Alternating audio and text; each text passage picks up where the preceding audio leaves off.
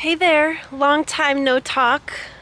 I know I've been slacking on my updates for my worm bin, but it's been about a year now since I last showed you guys my bin, and I'm really excited to show you how far it's come, where it stands right now, and fill you in on a new project that I'm working on. So let's go look at the bin.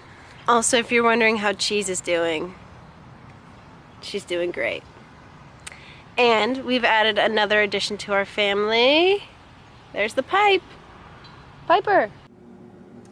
So this is my double bin system, and you can see that I keep it in the garage because the temperature is pretty regulated in here. It doesn't get too hot, and it doesn't get too cold. It was pretty cold in the winter, but it was warm enough that they didn't die, or that they didn't all die.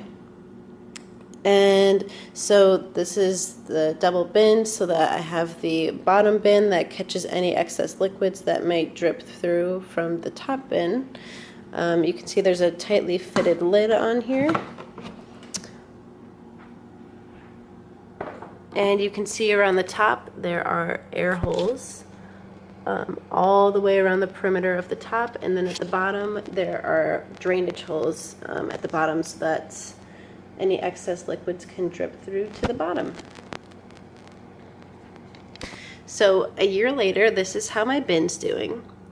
When I first started, the soil and all of the buildup of materials was a little over halfway. It was about 3/4 of the way full, and it's reduced down to less than 1/4 of the way full. So that's a pretty good indication that it's ready to harvest. And what I've started doing is feeding only in this side of the bin and not in this side. And the theory behind that is that they're not going to poop where they eat. So they'll eat on this side, and then they will put all of the composted goods on this side so that this side will then be ready for harvest. So two concerns that I had when I first started this bin were that it would smell and that the worms might try to escape. So when I first started the bin, I really overfed it, and I put way too much food in, and it was way too much for them to handle, so they tried to escape the bin.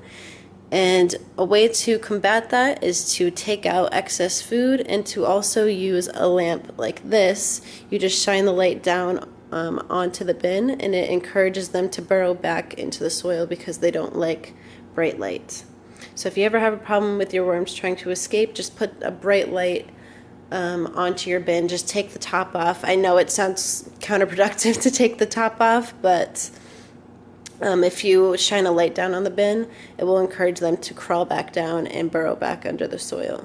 And I started this with a block of coconut coir, shredded paper, newspaper, cardboard, and some vegetable food scraps, and that's it. And I've just been adding vegetable skins and things like that. Something I've learned not to put in is avocado skins because they take forever to decompose. And I've learned to give them a little bit of variety because they tend to get bored if you put in the same things over and over. So I'll put in squash and apples and things like that, apple skins. And they definitely like to have a variety. And the other thing that I was worried about was the smell. So the way that I combated the smell was just to make sure that I had a good balance. So anytime that I put new food in, I would kind of dig a hole, and then I'd put the food under in that hole, and then I'd cover it with soil. And so you always want to cover whatever food that you're putting in. And I also, when I first started, I had a big sheet of cardboard that would cover the whole top of the soil.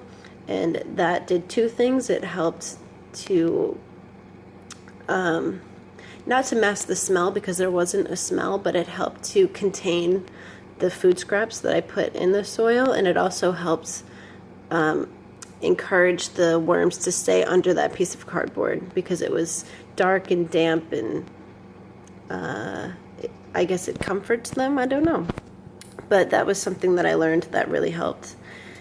And so what you're looking for when you have your compost bin is the type of soil that you're looking for is something that's that feels like a damp sponge. It's moist, but it's not wet, and it's definitely not dry. You definitely don't want dry soil. Oh, you can see a little guy right there.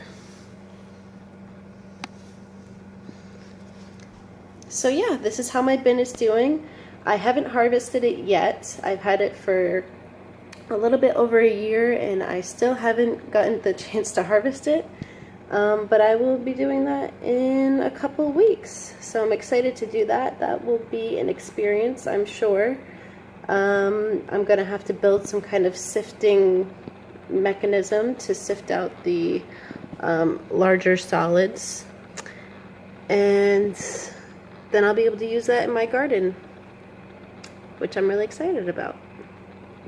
So as you can see, I keep my composting bin in the garage, which was terrifying over the winter months because it was so cold, and I could tell that the bin was cold because the worms really started slowing down and how quickly they were composting all of the food.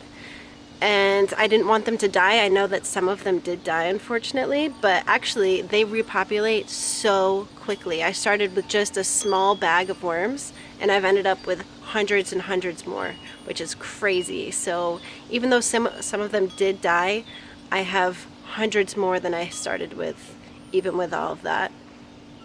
And they did survive through the winter. It's better than them having been outside, which was way colder than in the garage. But I did notice that they slowed down a lot in their production during the winter months because it's just really cold and it's just not a great environment for them to work through all of that food.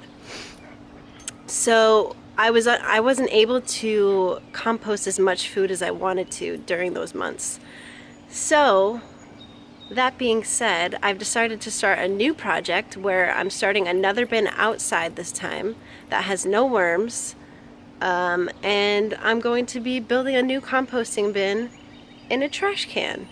And that's something that I'll record the whole process of getting the trash can, setting it up, lifting it up on bricks, drilling the holes and everything, so that you can see the entire process. So that's something I'm really excited about. I know I'll be able to compost a lot more of my food waste, and then that'll help my garden out because I'm trying to grow a lot of my own food, and having my own compost would make that really easy. Hi. So what else? I don't know.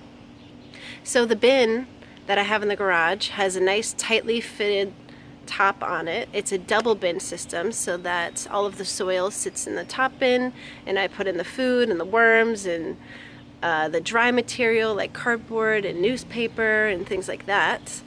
And then in the bottom there's another bucket.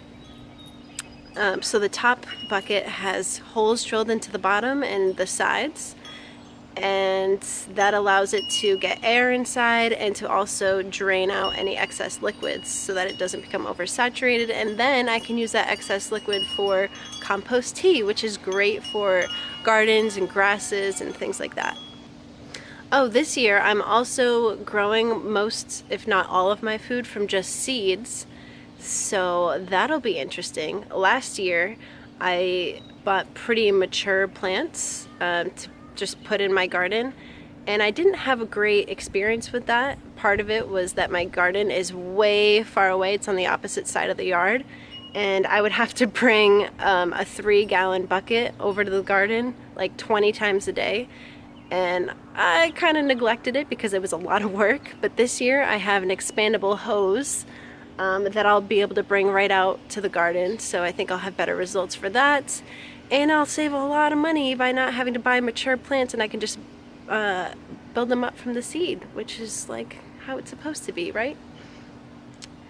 So I'm excited. Lots of new things, lots of new experiences, experiments this summer.